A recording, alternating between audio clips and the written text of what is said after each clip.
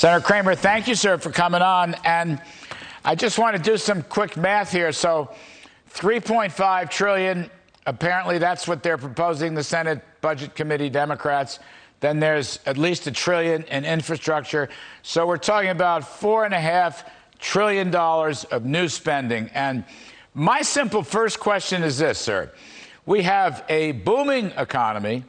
We have a rising inflation rate. Whether it's temporary or not remains to be seen. Therefore, do we need $4.5 trillion of additional spending? So let's say over 10 years, $450 billion per year added on to what we already have. What do you think? Do we really need this? What's the logic?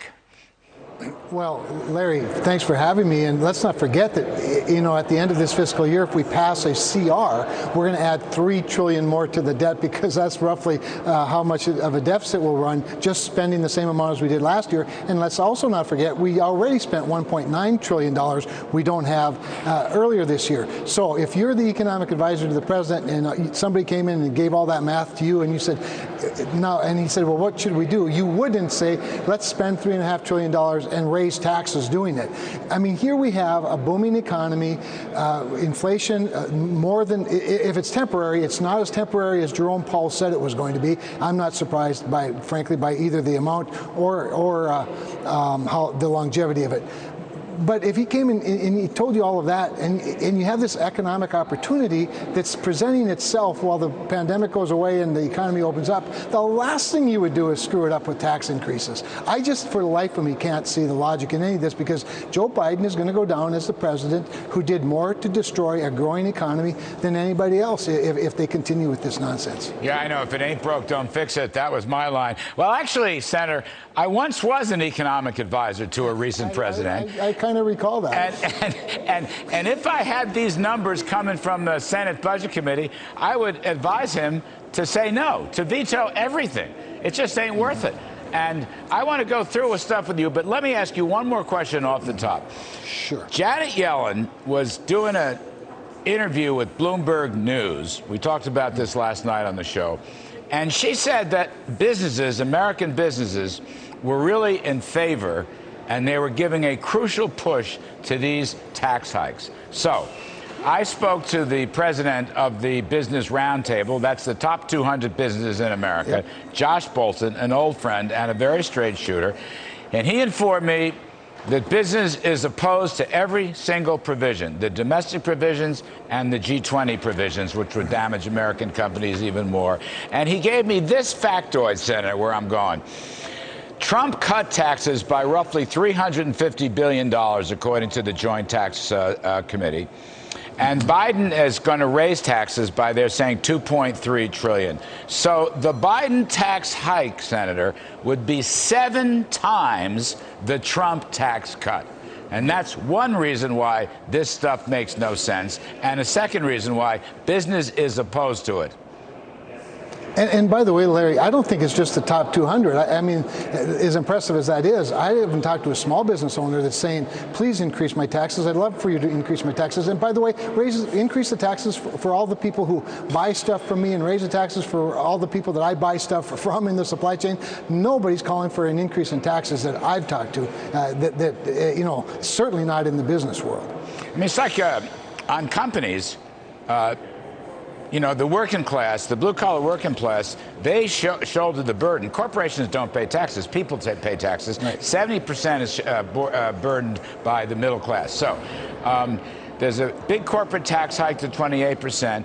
There's a domestic minimum tax. They first proposed 15, sir. Now they're raising it to 21, which is absolutely devastating. That means no expensing for new equipment, no R&D credits and whatever, no energy credits. That's for darn sure. Then you have the doubling of the capital gains tax, which is another tax on companies and, of course, shareholders. And then you have this overseas stuff, 2 pillars. Taxing profits 20% and a 15% minimum tax. I think this is nutty. Now, question, is that going to does the tax stuff doom the reconciliation package, in your judgment? Well, it's a very important question because it only takes one Democrat with a brain and a conscience in the Senate to kill it. I actually think there's as much chance that the House upends this thing as the Senate itself, because there are an awful lot of, first of all, moderate Democrats in the House that are already seeing the political tea leaves, and they feel fortunate to have skated by in the last election, and they could lose their majority over this, and several of them could lose their positions. In the Senate, of course, it only takes one.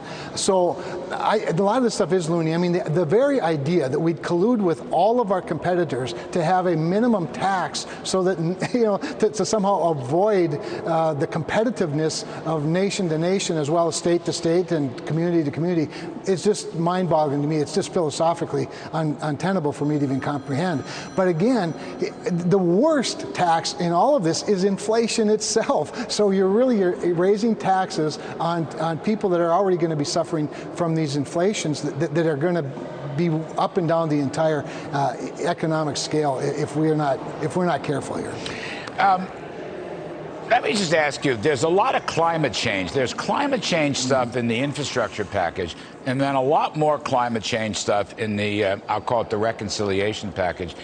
I don't think we know, or maybe you know exactly what this is going to do and what the specific details are, sir, but Biden is saying to OPEC plus, Saudi Arabia and Russia, you go ahead and produce more oil, supply it to the market so prices will come down.